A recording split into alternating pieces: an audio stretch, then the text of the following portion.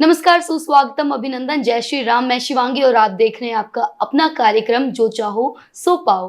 अक्सर ये देखा जाता है कि ज्योतिष कई ऐसी चीजें होती हैं जिसे हमें बताते हैं, ना सिर्फ बताते हैं बल्कि बहुत ज्यादा डराते हैं। जैसे इनमें से अगर हम बात करें काल सर्प दोष और योग की, इसको लेकर अक्सर देखा जाता है कि लोगों में अलग अलग तरह की भ्रांतियां देखने को मिलती हैं। ज्योतिष के पास अगर जाते हैं तो अलग अलग तरह के उपाय बता देते हैं, कई बार तो बहुत ज़्यादा लोगों को डरा देते हैं। ये डरना इससे चाहिए या नहीं? ये सच में इतना भयंकर होता है या फिर इसका भी समाधान कोई आसान मिल सकता है? तो आइए इन सब सवालों का जवाब लेते हैं आचार्य भागीरथ जी से। आइए करते हैं स्वागत आचार्य भागीरथ जी का। नमस्कार। नमस्कार, जय श्री राम। सभी मेरे दर्शकों को मेरा प्यार भरा नमस्कार। आचार्य जी, अक्सर ये देखा जाता है कि ज्योतिष काल सर्प को लेकर लोगों को बहुत डरा देते हैं। क्या काल सर्प इतना भयानक होता है जो लोग इतना डर जाते हैं, काल सर्प के नाम से सहम जाते हैं? उनका डरना स्वाभाविक है, सही है या गलत? देखिए, काल सर्प जो है वो एक योग है, और जब कुंडली में ऐसा योग आ ही गया तो उससे आपको डरकर अपने मन को दुखित नहीं करना। बेटर होगा कि जब काल सर्प योग है अगर आपकी कुंडली में, तो क्यों ना उसके ऐसे बहुत ही साधारण उपाय होते हैं जिनको करके आप उनको शांत कर सकते हैं। अब आपने कहा कि बहुत सारे जोशी इसको लेकर डराते हैं, तो मेरा ऐसा मानना है कि ऐसा वही लोग करते होंगे जिनके पास में शायद ज्ञान की कमी है या अंधकार है। क्योंकि आप ज्योतिष में तो कभी ये कहा ही नहीं जाता कि आप किसी को डराएं, क्योंकि ज्योतिष ज्योतिष का मतलब होता है ईश्वर की ज्योत। तो वो लोगों को प्रकाश देने के लिए बनाया गया है। यानी कि अगर किसी कुंडली में कालसर्प दोष है भी, तो डराने के बजाय मैं कहूँगा कि आप उसको अच्छे रेमेडी बताएं जिससे उस कालसर्प का जो है दोष निवारण हो सके, और सामने जो व्यक्ति जो जातक है उसको राहत मिले। तो डराने का तात्पर्य तो एक ये कि यही होता है कि शायद आप इसलिए डरा रहे हैं क्योंकि शायद आपको और ज़्यादा विद्या आती नहीं है, और इस डराने के नाम पर कुछ ना कुछ आप उनसे चाहते हैं। तो मेरा मानना है कि डराएं ना, और उनको अच्छे से उपाय दें। अच्छा, कुंडली में काल सर्प योग बनता कैसे, इसका पता कैसे लगेगा? देखिए, कुंडली में जो कालसर्प योग होता है वो कैसे बनता है ये हम आपको बताएंगे, लेकिन अभी शिवानी जी पूछ रहे थे कि डरने की बात है या नहीं, तो मैं इस पर एक आपको टिप्पणी देना चाहूँगा कि जो कालसर्प योग है, मेरे मायने में जो अब तक मैंने अपने लाइफ में एनालिसिस किया है कुंडलियाँ देखकर, कि कालसर्प उन्हीं की ही कुंडली में बनता है जिनकी कुंडलियाँ शायद बहुत ज़्यादा अच्छी होती हैं। ऐसा मेरा मानना है कि शायद कालसर्प भगवान इसलिए उसमें डाल देते हैं कि आप जब तक संघर्ष करेंगे, जब तक इसकी पूजा ना करा लें या इसके उपाय ना कर लें। क्योंकि मैं आपको एक एग्जांपल देना चाहूँगा कि हमारे जो देश के प्रधानमंत्री रहे थे जवाहरलाल नेहरू, उनकी कुंडली में कालसर्प योग था। हमारे देश के जो महान क्रिकेटर हैं सचिन तेंदुलकर, उनकी कुंडली में कालसर्प योग है। हमारे देश के जो बहुत बड़े बिजनेसमैन हुए धीरूभाई अंबानी, उनकी कुंडली में कालसर्प योग है। यहाँ तक कि जो अकबर था जिसने पूरे देश में शासन किया था, उसकी कुंडली में कालसर्प ये जो है दोष था। शिल्पा शेट्टी की कुंडली में कालसर्प दोष है। तो इतने बड़े बड़े जो व्यक्ति हैं जिन्होंने अपने साम्राज्य खड़े किए या जिन्होंने धन बहुत ज़्यादा अर्जित किया, तो उनकी कुंडली में कालसर्प योग था। अगर ये कालसर्प योग इतना ही बुरा होता है तो इतने बड़े बड़े लोगों की कुंडली में कालसर्प योग कैसे बना? तो कहने का मतलब है हर्षद मेहता, आपने सुना होगा कुछ साल पहले कि एक हर्षद मेहता जो जिसने मुंबई में शेयर मार्केट में बहुत ज़्यादा उछाल किया था, उसकी कुंडली में भी था। तो कहने का तात्पर्य ये है कि कालसर्प कुंडली में है तो यहाँ उसकी पूजा कराना, उसके उपाय करना तो जरूरी है, लेकिन जब इसकी पूजा हो जाती है और जब आप इसके सटीक उपाय कर लेते हैं तो जीवन में ये उतने ही अच्छे फल आपको देता है पूजा होने के बाद में, जितने कहीं आपको उससे पहले कष्ट मिल रहे थे। तो काल सर्प के ऊपर अगर हम बात करें तो कोई इतना डरने की बात नहीं है। कभी अगर आपकी कुंडली में काल सर्प योग है भी और कोई जोशी आपसे कहते हैं कि इसमें ये हो जाएगा वो हो जाएगा, तो बुरे प्रभाव इसके होते हैं, लेकिन बहुत ज़्यादा डरने की जरूरत नहीं, क्योंकि डर जो है वो आपको और भी आपके आत्मविश्वास को कम कर देता है। तो हम आपको बताएंगे इसमें कि आपको करना क्या है जिससे आप बहुत ही अतिशीघ्र लाभ ले पाएंगे। अब शिवांगी जी ने पूछा कि काल सर्प योग कुंडली में बनता कैसे है जी। तो कुंडली में काल सर्प देखने का जो तरीका है वो क्या है कि जब राहु और केतु दोनों 180 डिग्री पर रहते हैं ग्रह, और जब दोनों ग्रहों के बीच संपूर्ण सारे के सारे ग्रह आ जाए, 7 ग्रह, टोटल 9 प्लैनेट हैं। अब राहु और केतु के बीच में जब बाकी 7 प्लैनेट आ जाते हैं तब जाकर ये काल सर्प दोष बनता है। और ये ऐसा नहीं कि काल सर्प दोष कोई एक ही तरह का होता है, ये डिपेंड करता है कि जब सारे जो 7 ग्रह हैं, 7 प्लैनेट, वो राहु और केतु के बीच में आ रहे हैं, उन दोनों के अंशों के बीच में आ रहे हैं, तो उस समय राहु और केतु हैं उनकी पोजीशन क्या है। अब एक उदाहरण के तौर पर आपको बताते हैं जी। कि जब काल सर्प दोष कुंडली में होता है तो सबसे पहले आपको ये बताते हैं कि जीवन में होता क्या क्या है। जो आप शुभ कार्य करने जाएं उनमें परेशानी अड़चने आ जाएं, ऐसा हो जाता है। मानसिक तनाव बहुत ज़्यादा होता है। काल सर्प तो जब कुंडली में होता है तो आत्मविश्वास की बहुत ज़्यादा कमी हो जाती है, कॉन्फिडेंस लेवल जो है बहुत ज़्यादा डाउन हो जाता है। आप हमेशा यही सोचते हैं कि ये कार्य मैं कर भी पाऊंगा या नहीं कर पाऊंगा। इसी तरह से स्वास्थ्य संबंधी परेशानियां भी बहुत ज़्यादा दे देते हैं, गरीबी दे देते हैं। काल सर्प योग होता है तो धन संबंधी परेशानी देते हैं। इंसान में उत्तेजना बहुत ज़्यादा आ जाती है। उत्तेजना यानी कि जरा सी किसी बात पर वो बंदा अग्रेसिव हो जाता है, झगड़ा करने को तैयार हो जाता है। इसी तरह से चिंताएं, बेफुजूली चिंताएं, बंदा बैठा होगा, ठीक ठाक बैठा होगा, और कहीं ना कहीं से उसको कोई चिंता आ जाएगी और ऐसी बात पे चिंता करने लग जाएगा कि जिस बात पर चिंता नहीं करनी चाहिए।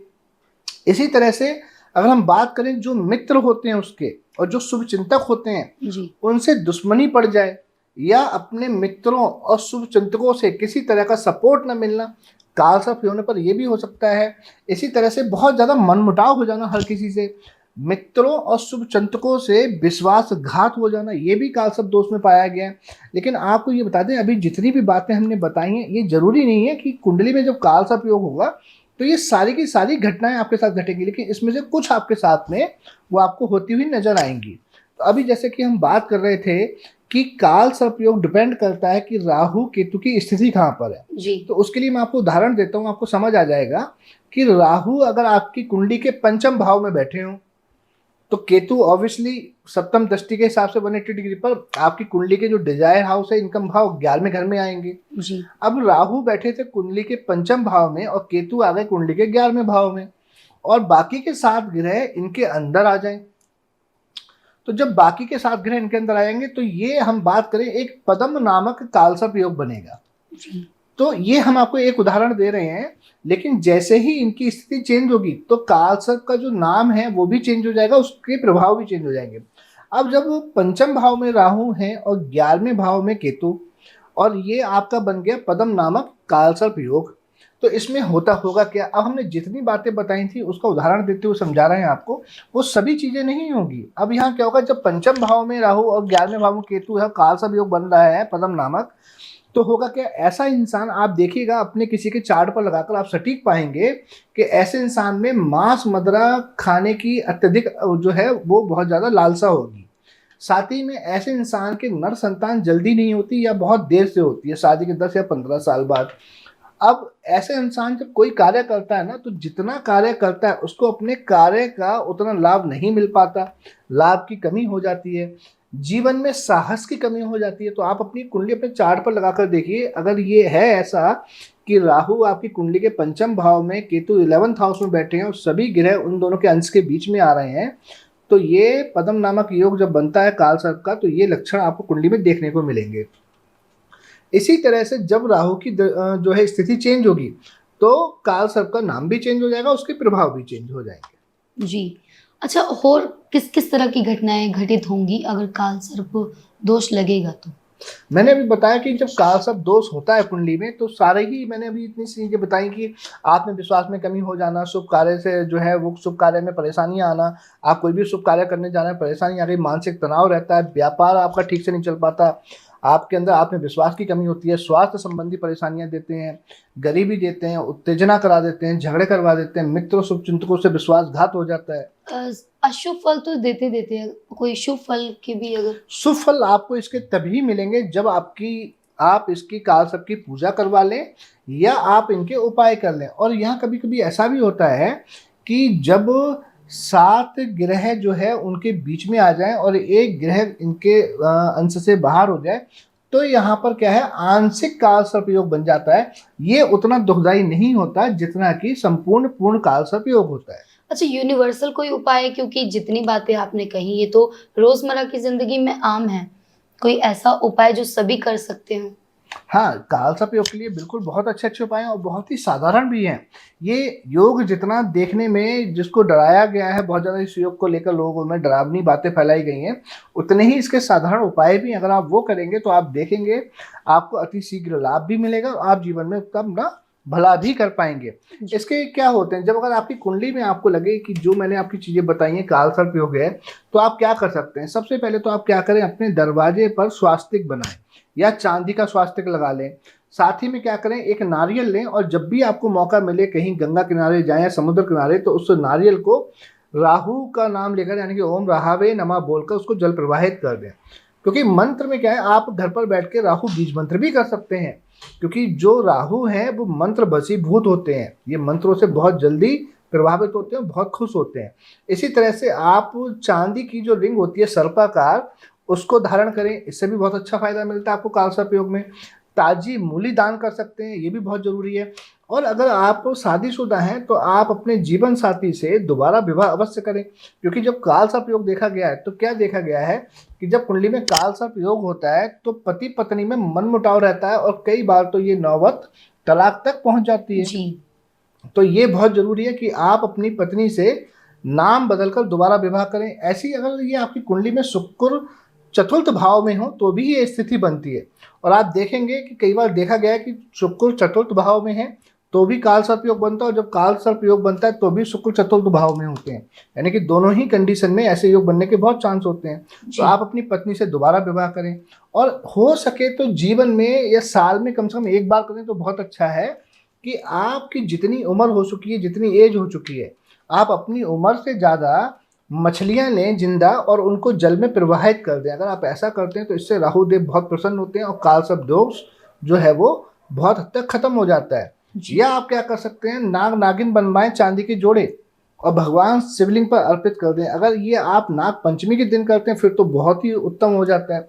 और अब जैसे कि अब हम देखें तो सावन का पावन महीना आ रहा है, इस बार आपको 2 महीने का सावन मिल रहा है, 4 जुलाई से शुरू होंगे। भगवान भोले शंकर जो है, भगवान भोले शंकर की पूजा से भी नाग देवता बहुत प्रसन्न होते हैं। और आप देखते हैं कि नाग देवता के अगर हम देखें देवता तो वो भगवान से भी हैं। तो सावन में 8 सोमवार लगातार आप जल अभिषेक करें और वहाँ जो शिवलिंग पर नाग देवता रखे होते हैं आप उनकी भी पूजा अर्चना करें, उनको भी जल से स्नान करवाएं। और जल स्नान आप करवाते हैं जल में कच्ची लस्सी यानी कि दूध डालकर करवाएं, इससे नाग देवता बड़े प्रसन्न होते हैं, कालसर्प दोष बहुत हद तक खत्म हो जाता है। साथ ही में एक और भी बहुत अच्छा उपाय है कि शनिवार के दिन आप पीपल के पेड़ पर जाएं, मीठा जल अर्पित करें और पीपल को स्पर्श करें, उसको दोनों हाथों से पकड़ें जिस तरह से आप भगवान के चरण पकड़ रहे हैं। जब आप ऐसा करेंगे तो आप देखेंगे धीरे धीरे जीवन में आपका जो कालसर्प दोष है वो खत्म होता जाएगा और आपके जीवन में जितने ज़्यादा कष्ट आते थे वो कष्ट तो खत्म होंगे ही होंगे, लेकिन उससे ज़्यादा जीवन में आप लाभ प्राप्त करेंगे, बहुत ही आनंद प्राप्त करेंगे अपने जीवन में। जी। अच्छा आचार्य जी, एक कॉलर की कॉल आई थी, उनका ये सवाल था कि मैं मंगलिक हूँ, तो क्या मुझे मंगलिक से ही शादी करनी चाहिए?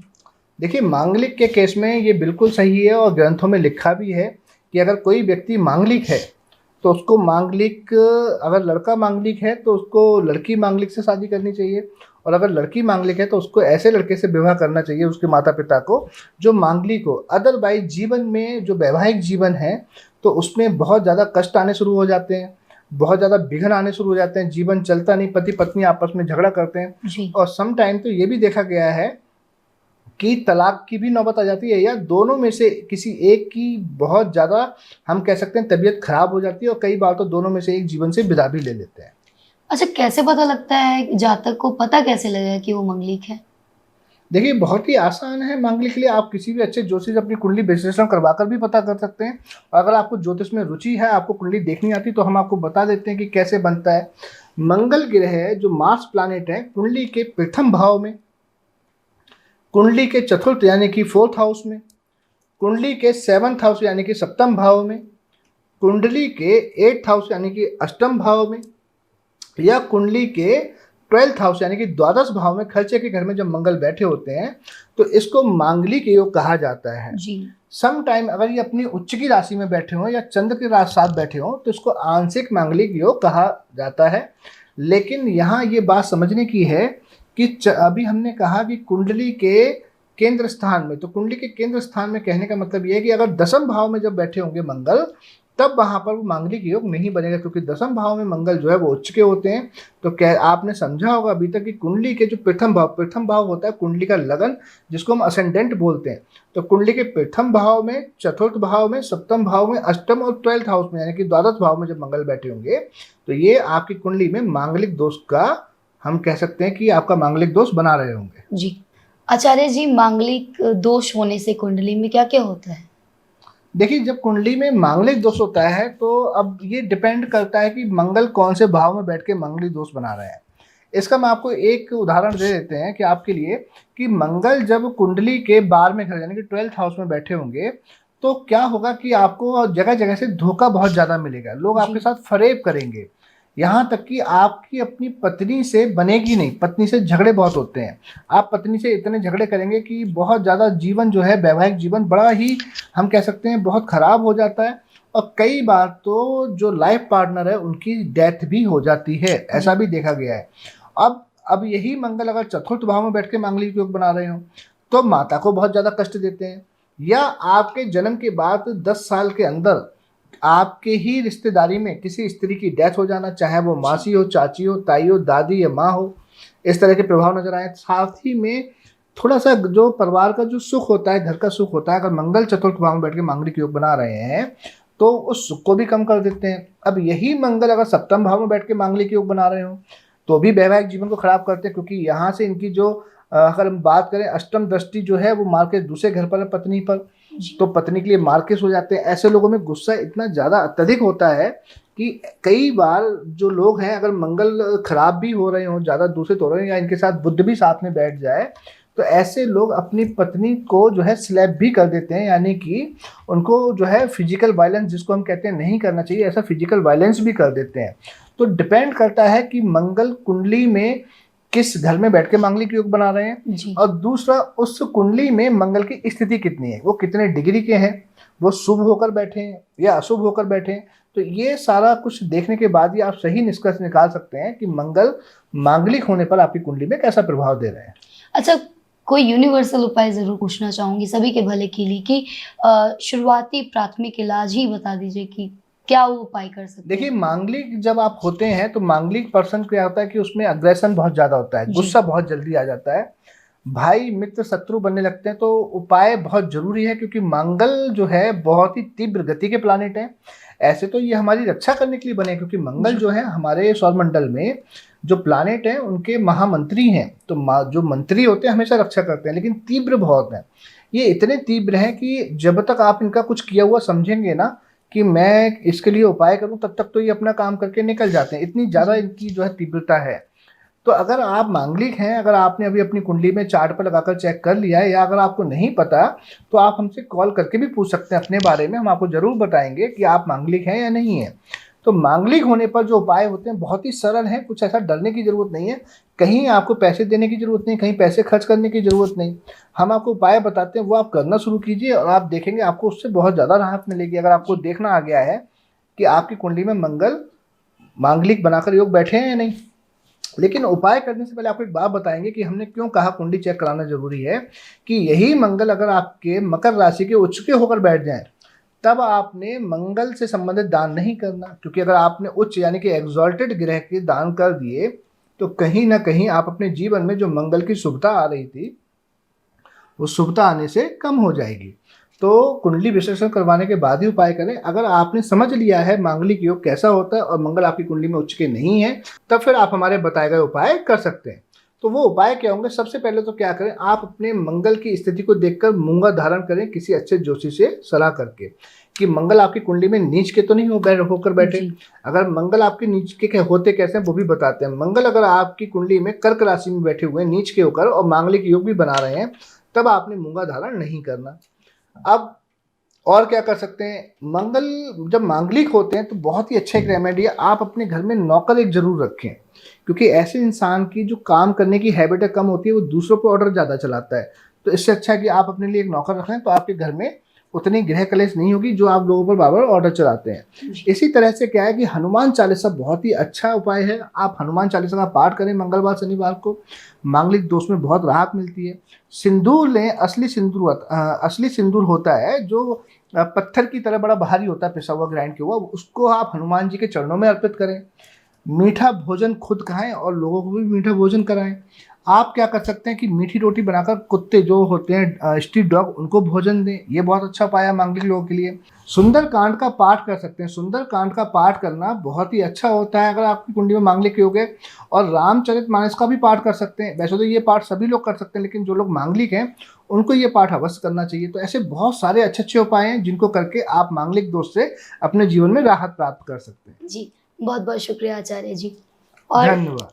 आप सबको एक अच्छी बात ये बताना चाहूँगी कि काल सर्प योग जो आचार्य जी इसकी जांच और कुंडली का जो विश्लेषण है कह सकते हैं फ्री ऑफ कॉस्ट करते हैं। तो आचार्य जी से अगर मिलना चाहते हैं और काल सर्प योग और दोष के बारे में जानना चाहते हैं तो आज ही संपर्क कीजिए। आज ही इनके दफ्तर में आइए, इनसे मिलिए और अपने काल सर्प योग से होने वाली हानियों से बच सकते हैं। और कुंडली और ग्रहों से संबंधित और भी जानकारी के लिए देखते रहें कार्यक्रम जो चाहो सो पाओ। जुड़े रहें आत्मा चैनल के साथ। जय श्री राम।